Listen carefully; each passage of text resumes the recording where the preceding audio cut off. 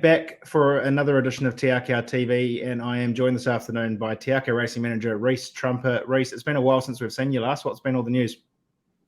Very little, Hazy, just working away. And obviously trying to stay dry out there as well, I bet. Well, now that we've had, another 7 days of good weather, we should start seeing the tracks dry up. Last Friday, in terms of the winners that we had last week, just the one winner there with Elegant Lady down at New Plymouth on Friday. Good to see her win. Yeah, it was a nice effort from her. Stepping up to 2,000 metres helped, and Michael gave her a lovely run. And she's looks like a very nice staying filly on her hands. Awesome. Well, that's the winners for the week. We're going to kick off in there at Otaki for the Group 1 day on Saturday, and we start there in race 2, the JCE Construct Handicap, Open Handicap over 1,200 metres. Brando, he was mighty impressive last start, coming from the back there at Tauranga. Can he do it again, Reese? Yeah, look, he's got 60 kgs, but it looks like a similar type of race that he's raced again. He's drawn a nice barrier, should get into a lovely position. I think we're getting it a bit wrong, pushing him out of the gates and trying to get him into a full position. I think if we just let him relax and get into his own rhythm, he's happy. And that's what we'll do again. And now he's going very well. He's got his confidence back up, and we're really happy with him. Great. And race 3, the Riverstone Cafe Handicap, rating 65 benchmark. Accidental Tourist there for Windsor Park Stud, drawn barrier 8 with Michael McNabb on board. Yeah, he's a lovely horse, Accidental Tourist. He likes a bit of water in the track, and it looks like he's going to get that on Saturday. And getting Michael on is going to be a big help. He was charging late over 1,200 fresh, or it might have even been 1,100 at Te Rapa. So the step up is going to be ideal to 12. We're really happy with him. And last start winner, puzzle solved there with Lisa Allpress on board. Yeah, she should get into a lovely spot from barrier 6 as well. She can bounce the lids and land there, and she's done well on the rain-affected ground so far in her career, and it's going to be wet again on Saturday down at Otaki, so there's no reason why she couldn't be in the mix again. And race 4, the Cavallo Farm and Chris Rodden Bloodstock Handicap, rating 75, benchmark 1,400. Wairau Cove finds himself here in a pretty winnable race, given his recent form, draws barrier 8 with Michael McNabb on board. He's done really well this preparation since he's come back. He didn't mind the wet track one day at Tauranga, so we're not too worried if there's a bit of water in the deck on Saturday. Michael was very keen to stick with him. Might have drawn a bit of a sticky barrier, but he tends to get back in his races and he'll charge over the top. And the visor blinkers have really sharpened him up in his work. And the other day at Te Rapa, he was really finding the line well. And race 6, the Speedy Signs Kapiti Handicap, rating 65 benchmark. Melbourne Bay looked like he was coming back to form there with a 4th last start, draws barrier 6, the Jason Laking on board. Yeah, he just got into a real sticky position around the corner. I hope he got in a bad pocket. But he really found the line well. So getting him up to a mile is going to be ideal. And with any water around, certainly going to bring him into it more. We have a lot of time for this horse. And he's going really well. And Jason rode him in a lot of work when he was based down the South Island. So he knows the horse well. And speaking of Jason Laking, race 7, the Group 1 El Cheapo Cars Wait for Age Classic. So it's over the mile, and a horse that Jason Laking's got a close affinity with in Prix de Feu. He jumps on board again there, drawn barrier 3. He's probably things went a bit wrong last start at Wingatui. It was a very hot day, whether the heat got to him or that niggling issue that got him pulled out of the Group 1, but certainly wasn't him, but his work's been top-notch since. He's actually got the Palmy today, and he's travelled well back. Just have a few quiet days there now, and he's in fine fiddle. He's drawn a lovely barrier, and Jason gets on with him really well, and we're expecting him to bounce back into form. And perfect scenario there, drawn barrier 5 with Joe Cameron on board. The Hidden Run Mission came up trumps last start. Yeah, exactly. No, he's going really well, this horse, and he's same as Prix de Feu. He travelled up today and travelled well, and he looked sensational. His work on Tuesday morning was fantastic by all accords, and Joe has a very good relationship with this horse. Hence why we're stuck with Joe. He's going to get into a lovely spot from that draw, and he's certainly going the right way since every bit of day, every time he gets older, he's just getting a lot better. And Wild Knight comes out of the Herbie Dyke over 2,000 metres there last start against the likes of Sharp and Spart, and he finds himself in a field against the older horses again. He'll be, I guess there's been two 3-year-olds over the last 10 years, or one 3-year-old outside of Wild Knight that's actually competed in this race, and that was Mascarpone in 2018. So he gets a 2 kilo swing on the mares, and here's a 3-year-old on the rise, and 1,600 metres should be up his alley race. Yeah, we've also added the blinkers to his gear, and it's sharpened up a lot. Just coming back from the 2,000 metres, he looks sensational in the coat. He's a big boy, but we're really happy with him. He's obviously got a big following now, and we're really thrilled with him, and he gets in well at the weights, and Michael was very keen to stick with him. I know that he got off a lot of nice rides at Matamata to go down to ride him, so he has a lot of faith in him. Fantastic. Well, that wraps up the runners there at Otaki. Now to the home track and race. It was a pretty important day there for the Matamata trainers. Can you tell us what happens for the winners of the Breeders' Stakes there in terms of the colours being presented out of the front of the club? So they have the little statue that's presented all year round, and last year obviously Maven Bell won it, so the tangerine silks are in Matamata every day, which is fantastic. And I'm sure when we get there, I know there's a hot pot in that race. We wouldn't want to see the Cambridge trainers have their colours presented outside the front of the Matamata club as well. I'm sure, Reece, right? Correct. So there's a bit of rivalry on the line, and we'll get to that race in a minute. But we're going to kick off there in where are we? Race 1, the Jason and Kelly Price racing 1,600. We've got Invincible there, drawn barrier 13, and Ella Winder drawn barrier 8. Invincible, probably the 1,400 was a bit sharp first up at Te Rapa, but she was finding the line nicely. Step up to the mile, it's going to be ideal. Drawing out, there's no concern at Matamata because they've got a very long back straight, and any moisture in the deck obviously won't be a concern to her, and OP up is going to be a big help to her. Alounda, she'll appreciate if the rain comes. Getting up to the mile for her is also going to be ideal. The blinkers really helped her last time, and we've been really happy with her work. Great. I've just had someone in my ear saying that I've missed one at Otaki, and that's one of your favourite horses, the Mighty Spa, there in the last race 8, the bets on Riverbank Handicaps. We might as well wrap into that now. Draws barrier 8 with Jason Laking on board. Yeah, stepping up to the 2,200 is going to be ideal. I'm just taking the blinkers off and added the shadow roll just to calm him down a little bit. He can get on the steel a bit, the old boy, but his future certainly is in the jumping role, but there's no reason why he couldn't be running a cheeky race over 2,200. Great. And back to Matamata we go to race 2, the Ancroft Stud 1,400 maidens at a specific time there, over 1,400. Freeze Frame, Almanet, and Pukatero. Some pretty nice horses here with some nice form lines as well, Reece. Yeah, exactly. I've got a lot of time for Freeze Frame. He's obviously drawn a sticky barrier, but if the rain comes, might be the place to be. And obviously they've got a long run to the corner at Matamata, but his form is faultless, and he just keeps thriving every day he's in the stable. We're really happy with him, and he looks like a winning chance. Almanet, very good.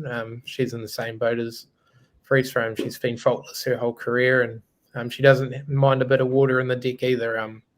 Joe Doyle obviously is riding really well in the Tangerine, and she gets in well at the weights, being the highest rated horse in there, and she'll get into a lovely position because she really has good gate speed.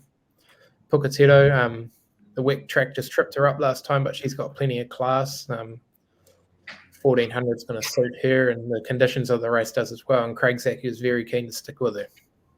Great. And race 3, the Richhill 1,200. We've got Hero Worship, Skew If, Insatiable, Madam Moet, and Off to the Nunnery. Hero Worship, loves Matamata, and Palmer gets on really well with him. He rides him in work majority of the mornings. He's had a bit of a freshen up. We've just had a couple of issues with him, but he's over that now, and he looks very well placed here. Skew Whiff back to the 1,200 off a short freshen up looks ideal. We've got more races like the Living Classic in mind for her, but she'll get into a lovely spot from barrier 2. Insatiable from barrier 5, he should bounce the lids and land there as well. Craig Zaki's been riding him in all his work, and he's ridden him in trials, so he gets on with him really well, and we're very happy to get Craig aboard because it was a last-minute decision to run him at Matamata where we thought the better track will be. And then Matamata, she goes well at Matamata. She's drawn a sticky barrier, but she'll probably get back from that draw. Sam Wheatley knows Matamata well. She might be just a bit on the fresher side, but she'll be fine in the line. Off to the nunnery. She's been faultless her whole career. The wet track might have just got her last time, but a step up to 1200 and Joe Dorlon certainly going to help. Great, and here we go. The first of the group races there, the race for the Group 3 Fairview Matamata Slipper. First up, we've got the Karaka Million winner, Tokyo Tycoon. What a run that was on Karaka Million Night, coming from well back in the field to win. He draws barrier 6 with Craig Zaki on board. Yeah, he's done very well since then. 5-week break between runs has been ideal for him. We've spaced his runs right through his career, and there's not much of him. I think it's typical of the Satono Aladdins. They don't carry much excess, but he can't gate this horse, so you have to do it tough again. We'll probably just let him roll back. Craig gets on with him really well, though, and then Trobriand's going to get into a lovely position from that draw, and Opie was absolutely wrapped with his work on Tuesday morning, and he's gone the right way since the Cracker Million too. Great. And then I guess we move down to race 5, the Westbury Stud 1400, where we've got Zeitaku. Narrowly missed their last start against a pretty smart one wearing the pink arrow colours. And then we've got Navalha as well. Kick off there with Zeitaku race. Yeah, look, he's drawn awkwardly, but he tends to get back in his races anyway. We just let those horses like him that's had a surgery relax and find their feet, and he really roared home last time. Back to his home track's going to help him. Navalha was really good last week at New Plymouth. We've been really happy with him this preparation, and Craig Zaki seems to get on really well with him because he's not the easiest horse to deal with, but no, we're really happy with him. Great. And race 6, the Lisa Chittick Plate. We've got Zol Luminous there, drawn barrier 7 with Opie Boston on board. Yeah, she was really good. Fresh up at Hastings, she was roaring home. It was a very strong form race. We've been happy with her since, and probably not well placed in this race in the weights, but she deserves her chance after having stakes placing early in her career, and just a good lead in for the future for her. And they're the big one that we spoke about in that rivalry in race 7, the Group 2 J-Swap Contractors Matamata Breeders Stakes for the 2-year-old fillies under set weight conditions. We've got 3 lining up here, the first of which is Sky on Fire. Yeah, really happy for Jonathan Riddell to be on here. He's a good association with Tiaki, our 2-year-old. He's obviously winning a Group 1 Heroic Valor a few years ago. She's drawn a lovely barrier. The blinkers go on, and she should get into a nice spot, obviously, and she's certainly not without a chance. She had very good form in the spring, and I know that Josh Parr had a lot of time for her, so that gives us positives. Rubicon Crossing, drawn a sticky barrier, but the blinkers go on, and she's got plenty of gate speed. She'll overcome that easily, and Woodamoo Pin was very happy with her work on Tuesday morning. Missourion, she looks like she's a filly with plenty of upside. Opie's very happy to be on. She's drawn an okay barrier. She should slide in somewhere midfield with a bit of cover, but she certainly looks the pick of our 3. Great. And race 8, the listed Matamata Veterinary Services Kaimai Stakes. 3 lining up here again. Kicking off with Ballon Rouge, Belle of the Ball. Those two have had their own little rivalry in their own right in recent starts, and La Flora Belle as well. Ballon Rouge, yeah, things just went pear-shaped at Taranika, just the track didn't suit her. Back home on a big roomy track's going to help. Obviously, the draw's not. The 2,000-metre start here isn't the idealist position, but we've got the right man on top. He should be able to sort it out and get into a nice position, hopefully. Belle of the Ball, the track at New Plymouth just didn't suit her either. She goes really well at Matamata. We just haven't arranged a rider yet. We had Craig Zaki, but he just couldn't do the weight, which is understandable. But she's going really well apart from her last run. La Flora Belle's flying. She was really good at New Plymouth the other day when roaring home. So the 2,000 metres is really going to suit, and she looks very well placed after being a stakes winner earlier in the season. Great. Well, if you weigh 53 kilos and you want to ride Belle of the Ball, then contact Reese. His phone will be ringing. So all the best to you out there. Moving down to race 9, the Gabble House 2000, rating 75 benchmark. Dynastic, he was scratched last start race. He finds himself here in a race which is a lead up to the Derby. Must be what is next weekend there. Unfortunately, he's drawn a wide barrier, but I imagine this race is just going to be an important stepping stone towards next week. Yeah, exactly. We just had a little niggling issue. We just looked after him.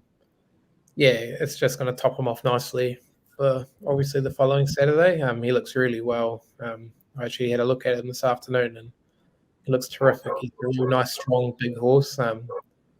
But he'll be fine in the line. He won't let us down there. Melfi Prince, he's going well. He got caught deep last start at Hastings, but we've been really happy with him since. Springtime didn't go well for him, but he's really come back well this time in.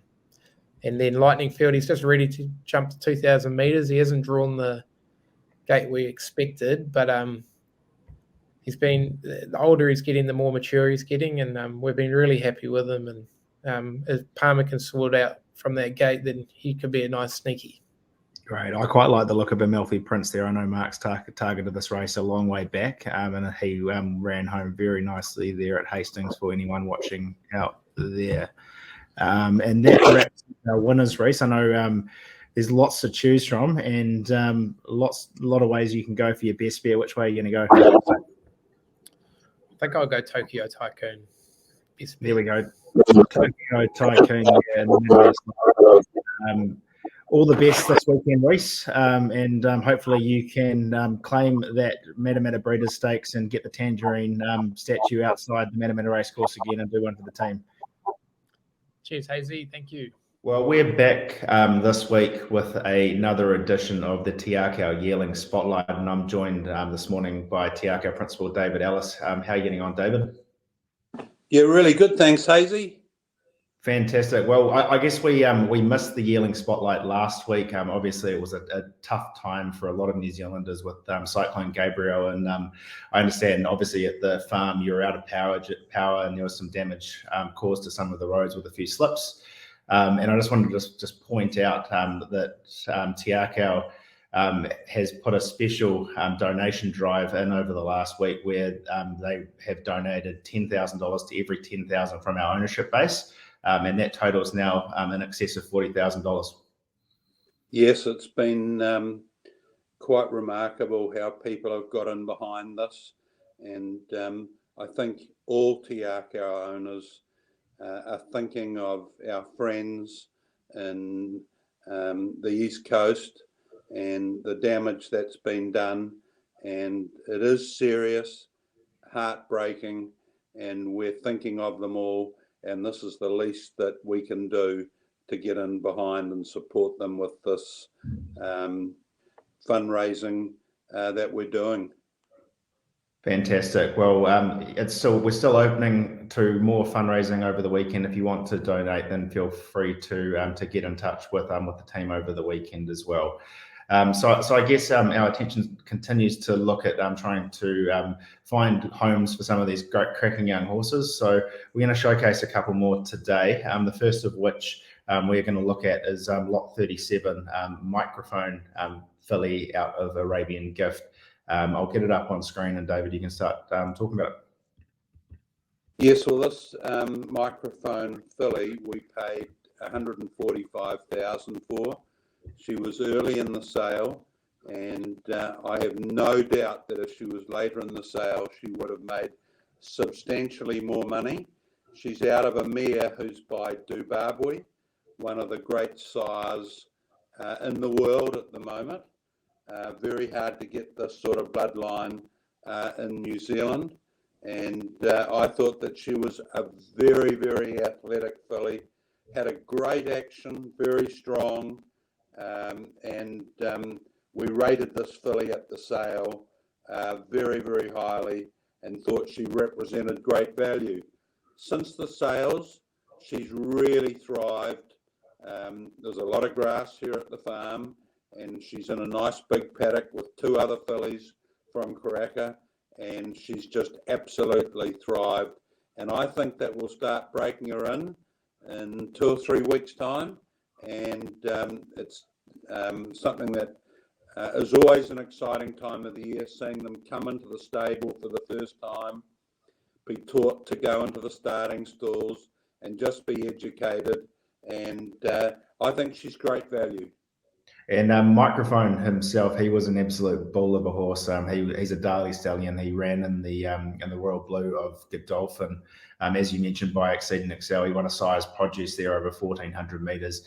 And this was probably another one of Darley stallions that was retired before his time. So I have no doubt, and I'm sure you do as well, David, that he would have gone on, Microphone that is, to win more Group 1s and probably could have been a Cox Plate horse if he continued racing in his own right.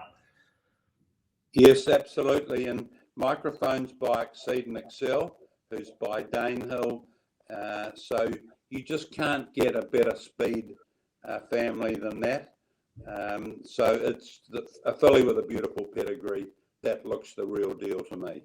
Absolutely. So only 20% left in her. I expect that she will probably go before the end of the weekend. So if you do want a slice of her, then I'd recommend that you do get involved as soon as you can. I know, David, for a fact that you've had a gaggle of the veterinarians who are experts in their own right of the equine athlete get involved with this filly as well.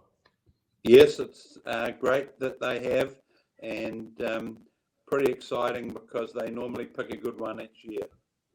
Well, there you go. So 20% left in her before the end of the week. The vets are in her. They like the look of her. So I think she's probably a good chance for you to be able to get into that $2 million race, or $1 million race next year in the Cracker Million 2-year-old. So that's the first one we're going to showcase. The second of which is lot 351, the Alabama Express Miss Madonna Bay Colt. David, if you want to carry away, I'll get that up on screen. Yep, the Alabama Express Colt we bought for $165,000. He is out of a Zoostar mare. So you've got the Reduce Choice that Alabama Express is out of a Zoostar mare, who's out of a Royal Academy mare. Great broodmare size, great breeding, great pedigree, and a filly that in my sales catalogue I put medium size and scope, good action, great shoulder, real 2-year-old type that should qualify for the Cracker Million. So he's also done well since the sales, and he's really growing into a pretty smart looking colt, this, and I can see that he could run in these Cracker Million races and also go on and be a 2,000 guineas colt in the spring. But he's certainly done really well since the sale of this colt, and we're pretty excited to have him in the stable for sure. Cool. And David, one thing worth mentioning, he's from the family of Group 1 winner and champion 2-year-old Sword of State. That's the Snitzel colt that you purchased as a yearling and then went on to, he's obviously performing stud duties at Cambridge Stud now. Yep, he was the champion 2-year-old and came back as a 3-year-old and was very impressive. And this colt is very closely related to Sword of State, who's just finished his first season at Cambridge Stud in the Stallion Barn. And this colt isn't unlike him. He's going to grow and develop into a beautiful 2-year-old. There you go. So that is lot 351, the Alabama Express Miss Madonna colt, 10% for $17,500. I think there's 55% remaining in him. And I guess, again, if you want to get involved, this is another one that could fly a little bit under the radar. But as David mentioned, it's a pretty serious looking animal, and I'm sure you would have a lot of fun with him as well. So thanks for your time today, David, and hopefully we'll be able to catch up with you again next week. Thank you very much, To win the Karaka 2-year-old million, we've just won our 7th in a row. This season, Te Akau's won more races, group races and prize money than any other stable. Shares are available now in exciting new horses. It's the perfect time to join the team. Race horses like Tokyo Tycoon, Te Akau Shark or Imperatriz with us. Head to teakauracing.com. Go the Tangerine!